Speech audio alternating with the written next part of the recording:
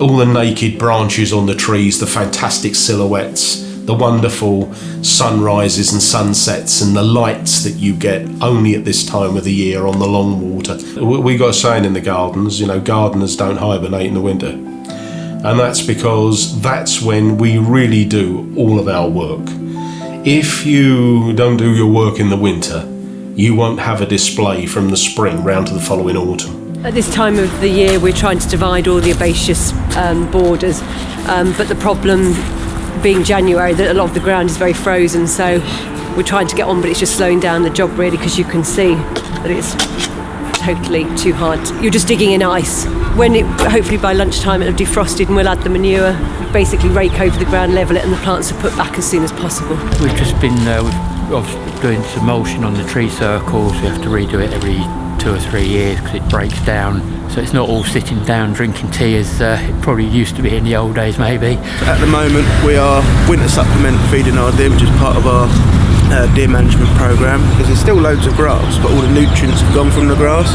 At the moment the male deer have gone through a rut which has taken about 8 weeks, and they've literally not eaten for 8 weeks, so they're at their leanest, and the females have been for the last 6 months been weaning their fawns. There is nowhere else they can go, so it's our duty to get them through the lean period. If you put it all in a condensed area, the males, the bucks, being sort of greedy, typical man, would literally just scoff the lot. So we put it in a great big long line so everyone gets their fill.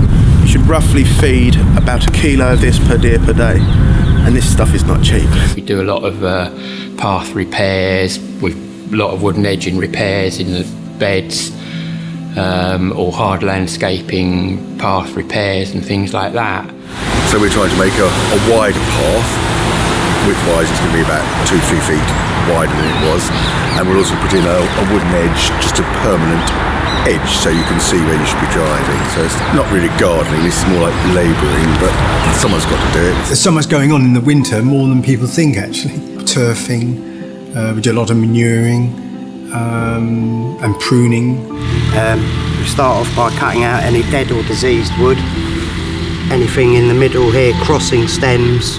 We clean it up, creating a wine glass effect, which is the right environment for a rose to grow healthily. You can't prune when there's a heavy frost on the floor, so we have to wait for the frost to lift.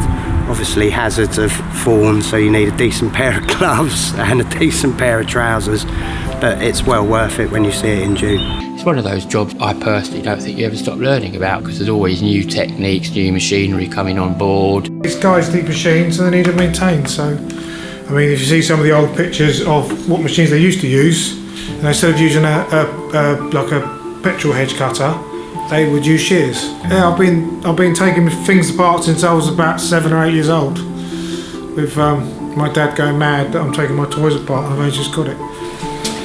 We have the remote control one. This one. It's even got a start button. Chainsaws.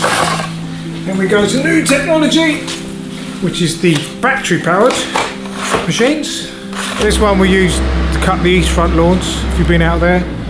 That's one of the biggest cutting machine we've got at the moment. There's one of the little tractors there, that one's the little one. As you can see, this is the Massey Ferguson, and it's used to cut some of the meadows out the back in Home Park. It's a little mini road sweeper mowing deck, there's blades under there. And therefore, like doing the park, the grass, like scissors, but very fast. Well, I've actually worked on this site for 33 years, and I've been in charge for 25. I mean, I personally have been here 45 years this year. I was 16 when I started. It's a very diverse profession, and if you live to be 300, you wouldn't crack it all. The first 2 years, I hardly said boo to a goose. I was very, very quiet. I was a very quiet person. Yes, it has definitely changed me. It's made me feel I'm good about myself, and yes, I feel, yeah. There's a board outside the office with all the names of all the head gardeners that have worked at Hampton Court over the years. It makes you realise, you do stand on the shoulders of giants, that some of the greatest gardeners in this country have worked there.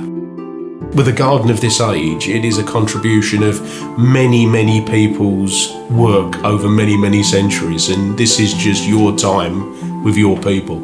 So it's about stewardship, and it's about continuity, and it's about heritage. Nature perfected.